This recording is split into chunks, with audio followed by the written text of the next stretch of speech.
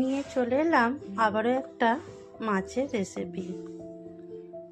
এখানে আমি 2 পিস মাছ নিয়েছি। এই মাছের আমি কারি বানাবো। এই কারিটা আমি কিভাবে বানালাম চলো দেখে নিই। এখানে আমি 2 পিস বড় বড় মাছ নিয়েছি।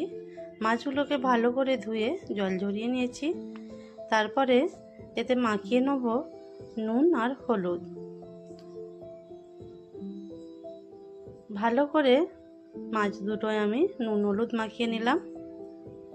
এরপর ভালো করে তেলটা গরম হলে মাছগুলো আমি তেলের মধ্যে ছেড়ে দেব।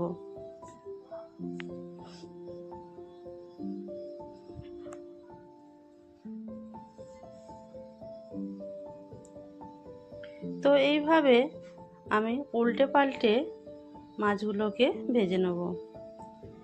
এক পিসটা হয়ে গেছে, আমি এক পিসটা এবার উল্টে দেবো।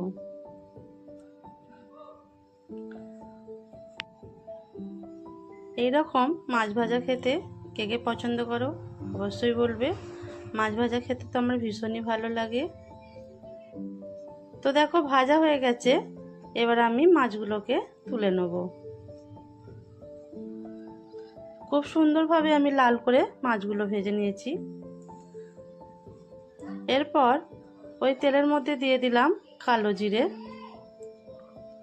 দিয়ে দেবো বেশ খানিকটা কুচানো পেঁয়াজ। পেঁয়াজটাকে এবার আমি ভালো করে লাল লাল করে ভেজে নেব। তো পেঁয়াজটাকে আমি ভালো করে ভেজে নিলাম। এরপর এর মধ্যে আমি দিয়ে দেবো 1.5 চামচের মতো আদা আর রসুন বাটা। আদা রসুন বাটাটা পেঁয়াজের সঙ্গে ভালো করে ভেজে নেব। এরপর দিয়ে দিলাম কুচানো টমেটো। টমেটো কুচানোটাকেও ভালো করে এর সঙ্গে ভেজে নেব। দিয়ে দিলাম অল্প একটু নুন আর একটু হলুদ। দিয়ে দিলাম লঙ্কা গুঁড়ো, দিয়ে দেবো ভাজা মশলা। সব কিছুকে এবার ভালো করে কষিয়ে নিতে হবে।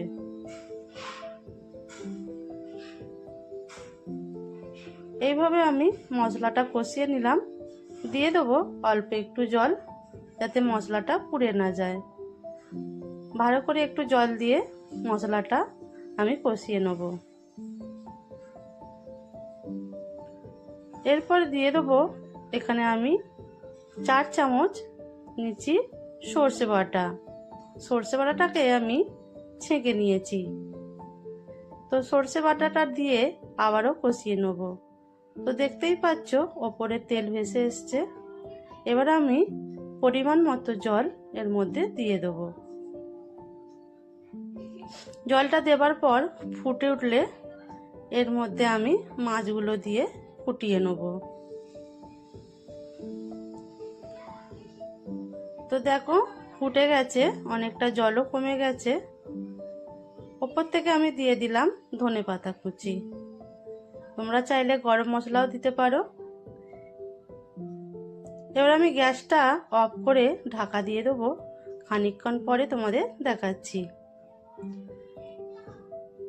তো চলে এলাম, দেখো খানিকক্ষণ পরে কত সুন্দর হয়েছে দেখতেই পাচ্ছ। এটা তোমরাই বলবে।